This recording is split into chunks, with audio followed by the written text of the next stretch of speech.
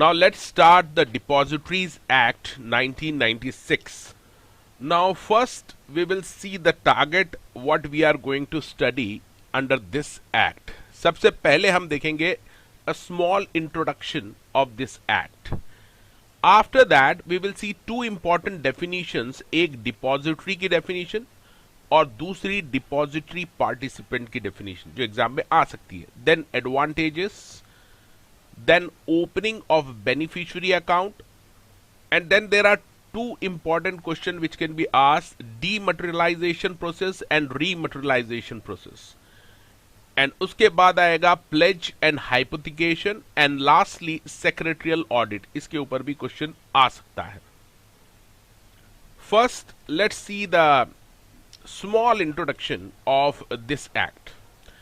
ये जो एक्ट है इसका नाम है depositories act 1996 and has introduced the system of depositories in India.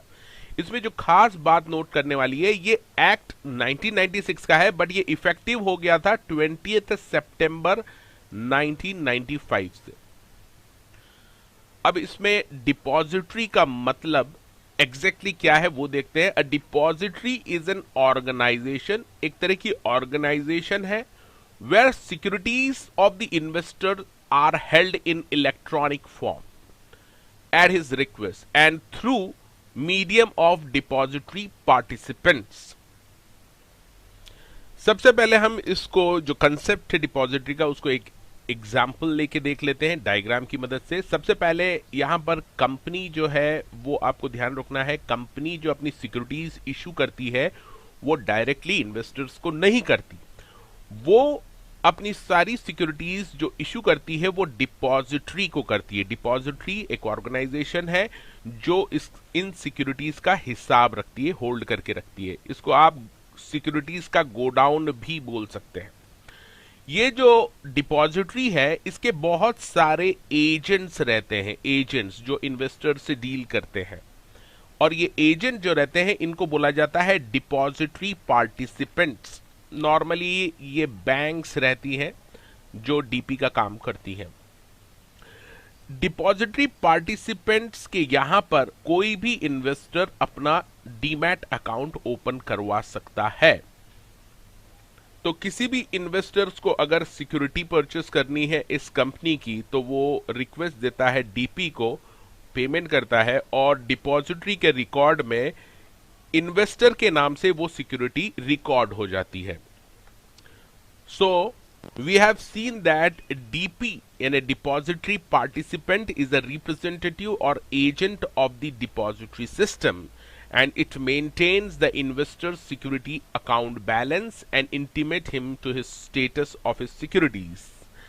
The investor can open accounts with one or more DPs. जैसे आप बैंक अकाउंट ओपन कर सकते हैं कितनी बैंक में, इसी तरह से आप डीमैट अकाउंट भी ओपन कर सकते हैं कितने भी डीपीज के यहां पर.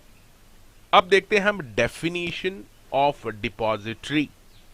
इंपॉर्टेंट डेफिनेशन है और एग्जाम में आ सकती है. सेक्शन याद रखना है, सेक्शन 2E है.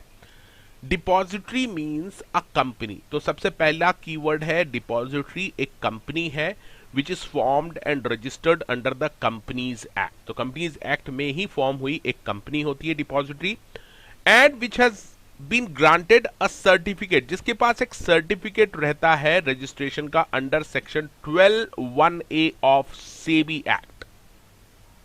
So in simple word, depository is a company formed under the Companies Act and which has got the certificate of registration from SEBI under section 12(1)(a. Now there are two depository players in the market. India में दो depositories हैं, ये दोनों आपको याद रखना है, नाम और कोड भी करना है. नेशनल सिक्योरिटीज डिपॉजिटरी लिमिटेड, इसका शॉर्ट फॉर्म है NSDL, और दूसरी है central depository services India limited, इसका शॉर्ट फॉर्म है CDS. अगर डिपॉजिटरी का क्वेश्चन आता है तो सबसे पहले आपको ये डेफिनेशन लिखना है अलोंग विद द सेक्शन, और साथ में दो डीपीज के पूरे नाम भी कोट करना है. अब हम बात करते हैं डिपॉजिटरी पार्टिसिपेंट की. Depository participant is an agent of depository, हमने देखा था it's agent of depository and is the interface between depository and the investor. तो इस डायग्राम में भी आप देख सकते हैं ये है डिपॉजिटरी, ये है इन्वेस्टर, और ये जो डीपी है ये एजेंट है डिपॉजिटरी का जो एज ए लाइजनिंग काम करता है इन्वेस्टर्स और डिपॉजिटरी के बीच में। अब जो आपको इंपॉर्टेंट पॉइंट एग्जाम में लिखना ही है अगर डीपी के ऊपर क्वेश्चन आता है, the first and largest DP, जो पहली बार डीपी रजिस्टर हुआ था, who is also the largest depository participant in India, is stocking holding corporation of India limited. ये नाम याद रखना है और कोट करना है, SHCIL, registered with NSDL, NSDL depository के साथ ये रजिस्टर्ड हुआ था। अब अकॉर्डिंग टू सेबी गाइडलाइंस ये भी देख सकते हैं कि कौन कौन डिपॉजिटरी का काम कर सकता है। तो all financial institution, banks, custodian, stock brokers, ये सभी लोग डिपॉजिटरी का काम कर सकते हैं, डिपॉजिटरी पार्टिसिपेंट का काम कर सकते हैं। अब हम देखेंगे इसके advantages, that is advantages of depository system या holding securities in electronic form. जैसा मैंने बताया था कि ये जो डिपॉजिटरी सिस्टम है यहां पर डायरेक्टली इन्वेस्टर्स को सिक्योरिटी इश्यू नहीं होती है, इसे जस्ट एक स्टेटमेंट इश्यू होती है इन द इलेक्ट्रॉनिक फॉर्मेट, उसका अकाउंट्स का हिसाब रखा जाता है। सो द एडवांटेजेस ये सभी आपको लिखने हैं अगर क्वेश्चन आता है एग्जाम में। सबसे पहला, no stamp duty on transfer. Physical share जब आप ट्रांसफर करते हैं तो हमने देखा था स्टैम्प ड्यूटी लगती है, बट यहां पर आपको कोई स्टैम्प ड्यूटी नहीं देनी पड़ती on transfer. Faster delivery end fund settlement, क्योंकि इलेक्ट्रॉनिक मोड में है तो बहुत ही फास्ट ट्रांसफर हो जाता है। No odd lot trading is possible, यहां पे ऑड लॉट ट्रेडिंग की पॉसिबिलिटी ऑलमोस्ट निल है। ऑड लॉट क्या होता है इसको पहले समझ लीजिए। स्टॉक एक्सचेंज में जब भी आप ट्रेडिंग करते हैं तो वहां एक लॉट रहता है, उसी साइज में आपको वो डीलिंग करनी रहती है। फॉर एग्जांपल एक कंपनी के शेयर्स का जो लॉट है वो 100 शेयर्स का है, तो आपको 100 शेयर्स ही परचेस करने पड़ते हैं या सेल करने पड़ते हैं। So in this system there is no problem of odd lot, आप जितने चाहें शेयर परचेस कर सकते हैं या सेल कर सकते हैं। नेक्स्ट है advantage of this is eliminate the risk associated with the physical delivery, जैसे लॉस होना या थेफ्ट हो जाना या फोर्जरी हो जाना, सारा का सारा आपका रिकॉर्ड इलेक्ट्रॉनिक फॉर्म में होता है, तो लॉस होने का खतरा नहीं रहता या किसी तरह का थेफ्ट होने का भी खतरा नहीं रहता। Eliminates handling of large volume of paper, paper work से आपको छुटकारा मिल जाता है। And facilitate the plays and hypothecation, अगर आपको ये शेयर एज ए सिक्योरिटी किसी को देने हैं तो बहुत ही आसानी से आप इसके ऊपर प्लेज और हाइपोथिकेशन क्रिएट कर सकते हैं। अब बात करते हैं how to open a beneficiary account with the DP. सबसे पहले आपको एक अकाउंट ओपनिंग फॉर्म फिलअप करना पड़ेगा और साथ में फोटोग्राफ देने पड़ेंगे फॉर ईच सिग्नेटरीज, जिसका अकाउंट आप ओपन करना चाहते हैं उन सभी के फोटोग्राफ्स देने पड़ेंगे। Investor to provide PAN number, PAN number यहां पर मस्ट है, इनकम टैक्स का जो पैन नंबर है वो भी देना पड़ेगा। इसके साथ ही आपको एक एग्रीमेंट साइन करना पड़ेगा विद द डीपी, एक स्टैंडर्ड एग्रीमेंट होता है डीपी का, वो साइन करना पड़ेगा। ये करने के बाद the DP will intimate you the account number, वो आपको एक अकाउंट नंबर देगा। And this account number will be quoted on all the correspondence with the DP.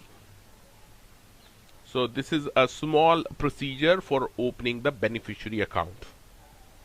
अब बात करते हैं डीमटेरियलाइजेशन की। इसका मतलब है conversion of physical share into electronic share. ये एग्जाम में क्वेश्चन आता भी है, डीमटेरियलाइजेशन प्रोसेस। तो किसी पर्सन के पास अगर फिजिकल शेयर सर्टिफिकेट है किसी कंपनी के, तो क्या वो उसको डीमैट में कन्वर्ट कर सकता है इलेक्ट्रॉनिक फॉर्मेट में? तो yes, this is the procedure which he will have to follow. सबसे पहले he will have to submit DRF form, इसका मतलब है डीमटेरियलाइजेशन रिक्वेस्ट फॉर्म। और इसके साथ उसको शेयर सर्टिफिकेट भी सरेंडर करने पड़ेंगे, उसके जो फिजिकल शेयर सर्टिफिकेट है वो भी देने पड़ेंगे। इसके साथ ही सर्टिफिकेट जो आप देंगे उसके ऊपर साफ साफ ये लिखा होना चाहिए सरेंडर्ड फॉर डीमटेरियलाइजेशन। जैसे ही आप ये डीआरएफ फॉर्म और शेयर सर्टिफिकेट आप डीपी को देते हैं, the DP electronically transmit DRF to depository. तो ये जो डीआरएफ फॉर्म डीपी को आपने दिया है ये अपने डिपॉजिटरी को आगे सेंड कर देता है। इसके साथ ही जो फिजिकल शेयर सर्टिफिकेट डीपी के पास आए हैं, फिजिकल शेयर सर्टिफिकेट और जो फिजिकल डीआरएफ फॉर्म है वो ये कंपनी को फॉरवर्ड कर देता है या आरटीए को फॉरवर्ड कर देता है कंसर्न कंपनी के। The depository electronically transmit the demat request to company. तो साथ ही साथ डिपॉजिटरी भी ये डीमैट रिक्वेस्ट कंपनी को सेंड कर देती है electronically. Finally the company checks the authenticity of the request and confirm to the depository. Company अपने रिकॉर्ड देखेगी कि हाँ this investor is there with the records of the company और वो कंफर्म कर देगी डिपॉजिटरी को। जैसे ही कंपनी से जो कंफर्मेशन आता है डिपॉजिटरी को, depository will confirm this to the DP, उसके एजेंट को बताएगी और साथ ही साथ जो इन्वेस्टर का डीमैट अकाउंट है उसको वो क्रेडिट कर देगी number of shares which were there in the share certificate and DP sends the statement of transaction to the investor. क्योंकि ये क्वेश्चन आता है बार, हम इसको डायग्रामेटिकली भी देख लेते हैं इस पूरी प्रोसीजर को।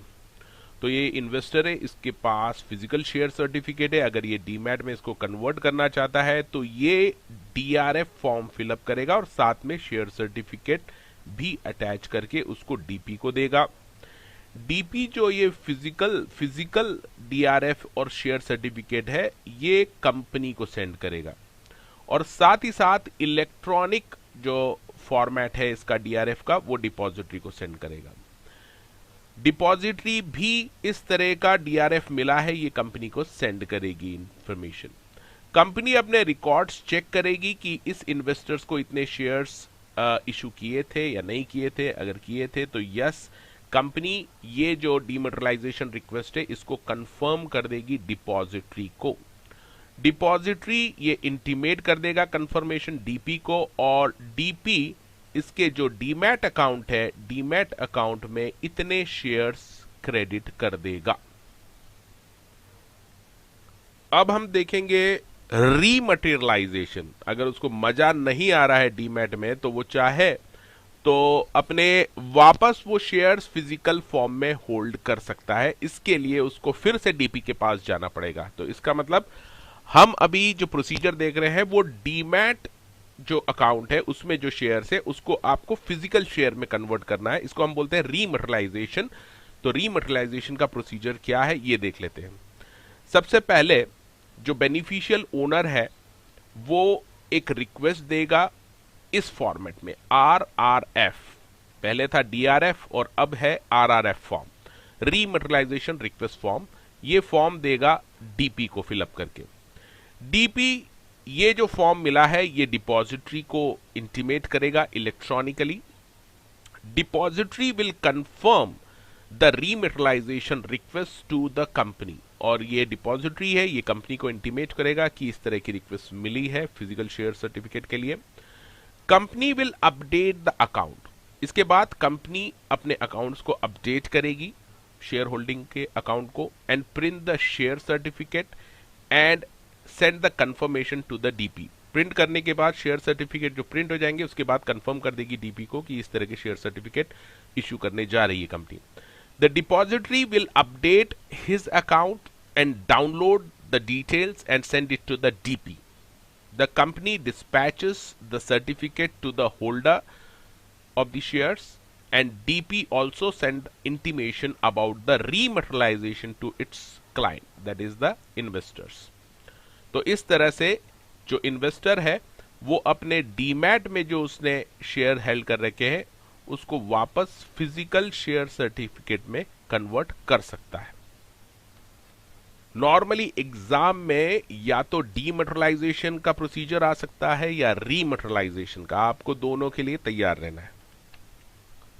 अब हम देखेंगे प्लेज और हाइपोथिकेशन ऑफ सिक्योरिटी। नॉर्मली जब कभी भी आपको पैसे की जरूरत रहती है तो आप उधार लेते हैं, और उधार लेते समय आपको कुछ सिक्योरिटी देनी पड़ती है। तो ये जो डीमैट में आपने शेयर्स होल्ड कर रखे हैं, इसके ऊपर आप प्लेज या हाइपोथिकेशन क्रिएट कर सकते हैं। तो इसका जो प्रोसीजर है वो देख लीजिए। सबसे पहले आपको एप्लीकेशन देनी पड़ेगी डिपॉजिटरी को थ्रू डीपी के थ्रू आपको ये एप्लीकेशन देनी है कि मुझे अपने शेयर्स पर जो डीमैट में हेल्ड कर रखे हैं उस पे प्लेज या हाइपोथिकेशन क्रिएट करना है। The depository shall within 15 days, जैसे ही डिपॉजिटरी को ये रिक्वेस्ट मिलेगी, within 15 days after confirmation from the pledgee, जिसके फेवर में ये प्लेज हो रहा है उससे कंफर्म करने के बाद, will create and record the pledge and send the intimation to the depository participant of pledger as well as of the pledgee. The depository participants of both pledger and pledgee shall inform the pledger and pledgee respectively regarding the creation of a pledge or hypothecation. तो इस तरह से आपकी जो demat में securities है उसके ऊपर आप प्लेज या हाइपोथिकेशन क्रिएट कर सकते हैं, और काम पूरा होने पर, यानी आपने जो पैसा लिया था वो वापस पे करने पर, ये प्लेज और हाइपोथिकेशन आपको कैंसिल करना है तो वापस आपको एक एप्लीकेशन देनी पड़ेगी। ये एप्लीकेशन या तो प्लेजर देगा या प्लेजी देगा टू द डीपी, और डीपी इसको फॉरवर्ड करेगा डिपॉजिटरी को।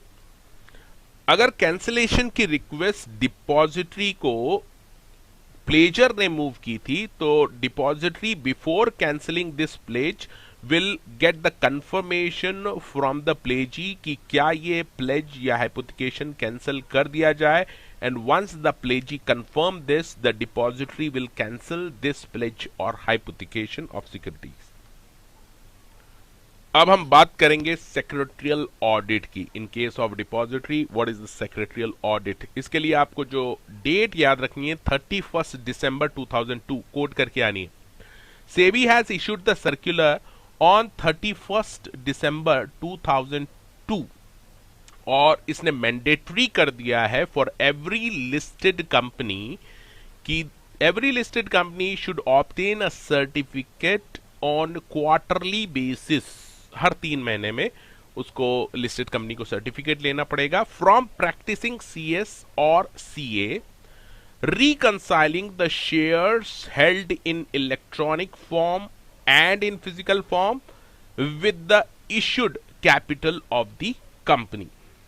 और ये जो सर्टिफिकेट लिस्टेड कंपनी लेगी प्रैक्टिसिंग CS और CA से, ये सबमिट करेगी कंसर्न स्टॉक एक्सचेंज को जहां पर इसकी सिक्योरिटीज लिस्टेड है within 30 days of the closure of relevant quarter. Secretarial audit पे क्वेश्चन आने के चांसेस काफी हैं एग्जाम में।